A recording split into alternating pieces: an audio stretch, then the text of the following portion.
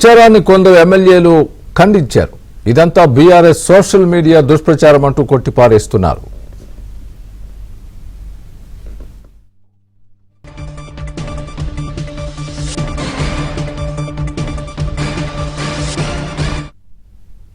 Pink మీడియాకు సంబంధించిన పత్రికలలో ఏదో ఎమ్మెల్యేలు అసంతృప్తిగా ఉన్నారు, కొందరు ఎమ్మెల్యేలు తిరుగుబాట ఎగరవేశారని చెప్పేసి కొందరు సంకల్పం గుద్దుకుంటున్నారు. వాస్తవంగా అవన్నీ కూడా ఫేక్ న్యూస్. ఏ ఎమ్మెల్యేలు కూడా అసంతృప్తి లేదు. అందరూ కూడా ప్రభుత్వము, ముఖ్యమంత్రి గారి పట్ల, మంత్రుల పట్ల చాలా విశ్వాసంతో, చాలా నమ్మకంతో పనిచేస్తూ ఉన్నాం. మాకు మంత్రులకు, తర్వాత ముఖ్యమంత్రి గారికి చాలా సఖ్యత ఉంది. మేమందరం కూడా మా నియోజకవర్గాలలో ఏ పనులు అడిగినా కూడా వాళ్ళు, మా ముఖ్యమంత్రి గారు కానీ, మంత్రులు కానీ మాకు టైం ఇస్తూ ఉన్నారు, మాట్లాడుతూ ఉన్నారు, చేస్తూ ఉన్నారు. కానీ ఇప్పుడు అప్పుడప్పుడు కొన్ని విషయాలలో, కొన్ని దగ్గరలో ఏదో సందర్భాలలో కొందరు ఎమ్మెల్యేలు కలుస్తూ ఉంటారు. దాన్ని వీళ్ళు అడ్వాంటేజ్ తీసుకొని ఏదో ఎమ్మెల్యేలు తిరుగుబాటు భావన పాపం పొద్దున్న నుంచి చాలామంది సంకల్పం గుద్దుకుంటున్నారు. మీరు పగటి కళ్ళను కనాల్సిందే. ముఖ్యంగా పింక్ మీడియాకు సంబంధించిన మిత్రులకు చెప్తా ఉన్నా. అదేవిధంగా బీఆర్ఎస్ పార్టీ నాయకులు మీరేదో ఈరోజు ఒక 4 ఎమ్మెల్యేలు, 3 ఎమ్మెల్యేలు ఏదో మీటింగ్ పెట్టిరు, అదేంది ఇదైందని చెప్పేసి మీ మీడియాలో రాసిపించుకొని మీరేదో సంతోషపడతా ఉన్నట్టున్నారు. మీరు ఖచ్చితంగా పగటి పనులు కనాల్సిందే.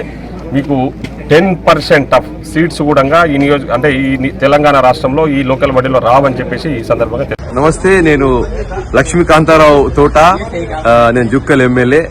అయితే ఈరోజు బీఆర్ఎస్ పెంచి పోషిస్తున్నటువంటి విషతుల్యమైనటువంటి మీడియా సంస్థ తెలుగు స్క్రైబ్ లో లక్ష్మీకాంతారావు నిన్న ఏదో జడ్చర్ల ఫామ్ హౌస్ లో ప్రభుత్వానికి వ్యతిరేకంగా మీటింగ్ లో పాల్గొన్నారని చెప్పేసి పూర్తిగా అబద్ధమైనటువంటి వార్త రాయడము చూసి ఉన్నాను.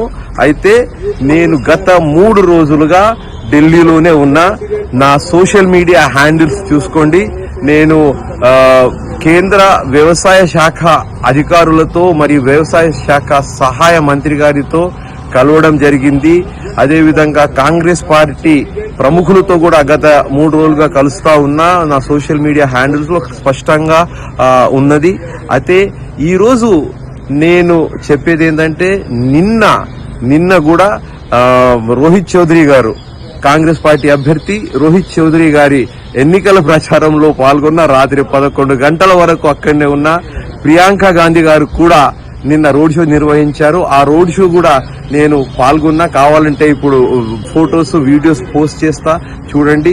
అయితే కాంగ్రెస్ పార్టీ రేవంత్ రెడ్డి గారి నాయకత్వంలో ప్రజాపాలనలో దూసుకెళ్తున్నటువంటి ఆ యొక్క ఈ ప్రభుత్వం యొక్క పలుకుబడిని, ప్రభుత్వం యొక్క ఇన్ఫ్లుయెన్స్ ని, ప్రభుత్వం యొక్క ప్రజల పాలనను చూసి ఓర్చుకోలేక, తట్టుకోలేక ఈ చేతగాని బీఆర్ఎస్ మీడియా చేస్తున్నటువంటి అబద్ధపు ప్రచారం ఇది.